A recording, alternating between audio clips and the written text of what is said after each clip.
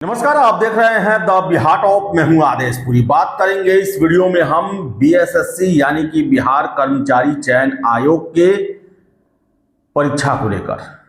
एक ऐसा परीक्षा भर्ती जो कि 2 साल से अधिक हो गया, 2.25 साल लगभग हो चुका है। सीटों की संख्या भी बढ़ रही है और आवेदन डालने का भी तिथि में लगातार विस्तार किया जा रहा है। आपको बताएं कि द्वितीय इंटर लेवल एग्जाम को लेकर अभी कुछ देर पहले आयोग के द्वारा एक नोटिस जारी किया गया और बताया गया कि अब सीटों की संख्या 25,311 हो गई है, क्योंकि 819 और पद ऐड किए गए हैं इसमें। और फॉर्म फिलअप करने का अंतिम तिथि जो कि 31 जनवरी तक डिसाइडेड था, उसे बढ़ाकर अब 15 फरवरी तक कर दिया गया है। यानी अभी 15 दिन और 16-17 दिन और जो है वो फॉर्म फिलअप किया जाएगा। इसके अलावा आपको हम बता दें कि आज सरकार के द्वारा बीएसएससी को 2 और अफसर दिए गए हैं, एक संयुक्त सचिव और दूसरा उप सचिव। आज प्रशासनिक अफसरों का जो है वो तबादला हुआ है और इसमें बताएं आपको हम अशोक कुमार गुप्ता जो कि कैमूर के रहने वाले हैं, उन्हें बीएसएससी का उप सचिव बनाया गया है, संयुक्त सचिव बनाया गया है। तो वही सुरेश प्रसाद जो कि उन्हें उप सचिव बनाया गया है। सरकार के द्वारा ये आज घोषणा की गई है, तबादला किया गया है और इन दोनों अफसरों की पदस्थापना बीएसएससी में की गई है। अब आते हैं द्वितीय इंटर लेवल एग्जाम को लेकर। बार बार फॉर्म फिलअप होने की तिथि में बढ़ोतरी हो रही है, सीटों की संख्या में भी बढ़ोतरी हो रही है। छात्रों का कहना है कि एग्जाम कब लिया जाएगा, और इंटर लेवल नाम सुनते ही छात्रों में एक जो है बेचैनी आ जाती है, क्योंकि पहले इंटर लेवल की अगर हम बात करें, अजीब एग्जाम हुआ था। जीतन राम मांझी जब बिहार के मुख्यमंत्री बने, उनके समय में 2014 में यह नोटिफिकेशन आया और 2022 में यह परीक्षा पूरा हुआ। पेपर लीक का आरोप लगा। जब डॉक्यूमेंट्स वेरिफिकेशन होना था तो पीटी के रिजल्ट में गड़बड़ी था, फिर से पीटी का कुछ छात्रों का रिजल्ट दिया गया, उनका मेंस हुआ, उसके बाद डॉक्यूमेंट्स वेरिफिकेशन हुआ, एनसीएल हुआ। और सबसे बड़ी बात, एक एक फेज के लिए छात्रों को आंदोलन करना पड़ा।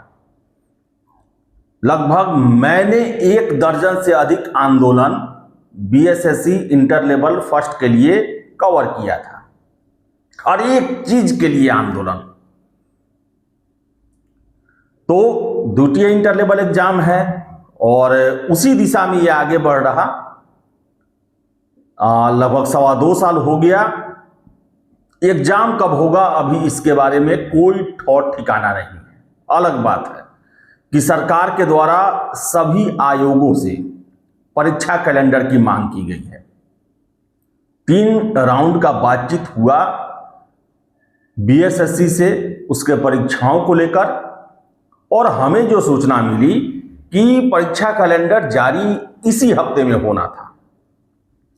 आज गुरुवार हो गया, अभी तक परीक्षा कैलेंडर नहीं जारी किया गया है। अब देखिए, हालांकि हमें लगा पहले कि कहीं बीएसएससी से ही मांगा गया हो, क्योंकि इनकी सुस्त रफ्तार को देखते हुए सरकार को कहीं ये हुआ हो कि इनकी रफ्तार को थोड़ा तेज करने की जरूरत है। लेकिन बाद में पता चला कि वो सभी विभागों से, सभी भर्ती इकाइयों से मांगा गया है।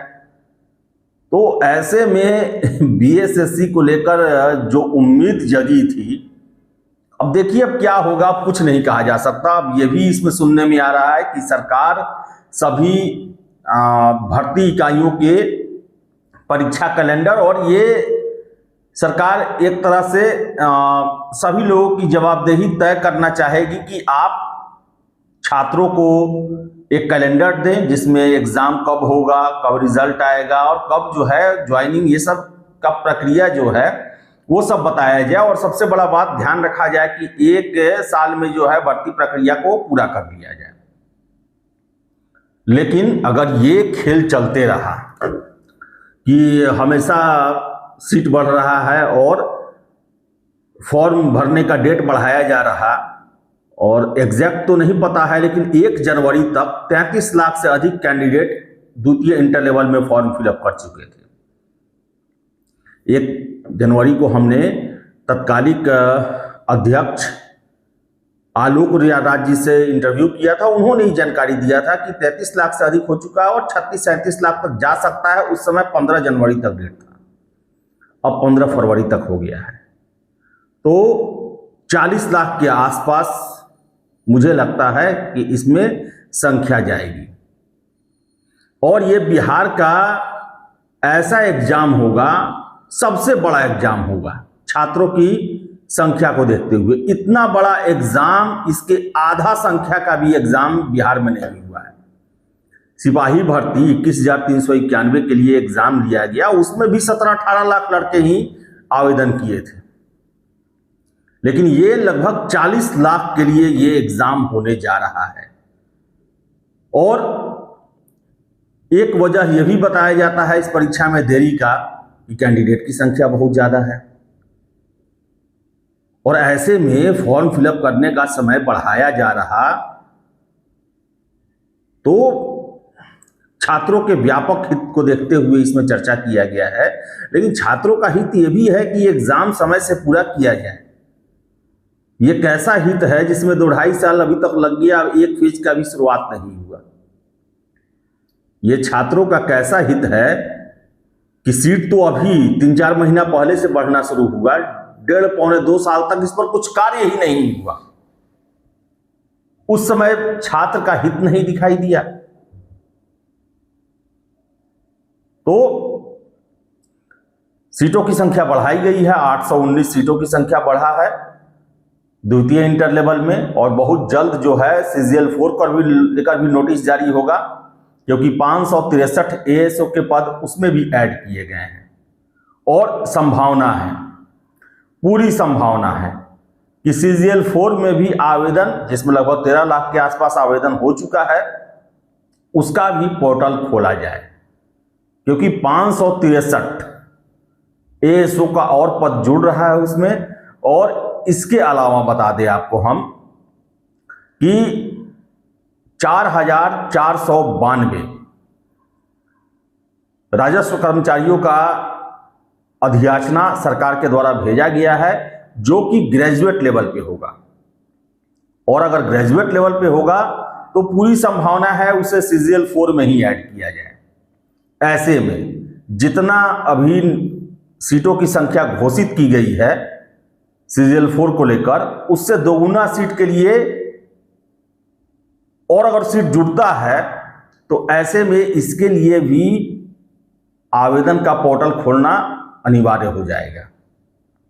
और ऐसे में एग्जाम को लेकर अप्रैल मई में चर्चाएं हो रही हैं, बहुत जगह चर्चा हो रहा है, और हम इससे इनकार भी नहीं कर सकते कि इस पर आप विश्वास न करें।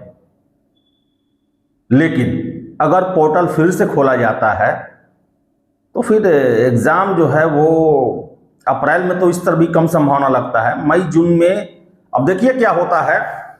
लेकिन आयोग के द्वारा परीक्षा कैलेंडर जारी कर देना चाहिए, ताकि छात्रों को एक टारगेट मिल जाए। नहीं तो सीट बढ़ रहा है, फॉर्म भरने का डेट बढ़ रहा है, उन्हें पता ही नहीं चल रहा है कि भाई कब हो गया एग्जाम। इसके अलावा BSSC के लिए अभी देखा जाए तो सरकार ने कुछ ही दिनों के अंदर में 3 वरीय अधिकारियों की तैनाती की है। कुछ दिन पहले आपने देखा होगा कि दिनकर जी जो हैं वो सेक्रेटरी बने हैं BSSC के, और अभी 2 वरिष्ठ BAS अफसर को, बिहार प्रशासनिक सेवा के अफसर को जिम्मेदारी दी गई है। लेकिन दुर्भाग्य है कि सरकार को अब तक एक अस्थाई चेयरमैन नहीं मिल पाया है। 2023 के बाद से, जब पूर्व DG हुआ करते थे बिहार सरकार के रविंदर कुमार, उनका जब रिटायरमेंट हुआ, उसके बाद से लगभग देखा जाए तो 2-2.5 साल तक ये संस्था जो है वो प्रभार पर चला, जिस पर अधिकारी अस्थायी रूप से तैनात नहीं थे। मात्र 6 दिन के लिए अस्थाई अध्यक्ष की तैनाती हुई। आलोक राज जी 6 जनवरी को उनके द्वारा इस्तीफा दे दिया गया और ऐसे में उसके बाद से बीएसएससी जो है वो कार्यकारी अध्यक्ष के भरोसे चल रहा है, जो कि बीएसएससी के वरिष्ठतम सदस्य हैं और बहुत सारे अफसरों का प्रशासनिक महकमे में जो हमें सूचनाएं मिलती हैं कि जब तक अस्थाई अध्यक्ष की तैनाती नहीं होगी, इतने बड़े बड़े एग्जाम कम संभावना है कि जिनको कार्यकारी अध्यक्ष बनाया गया है उनके द्वारा लिया जाए।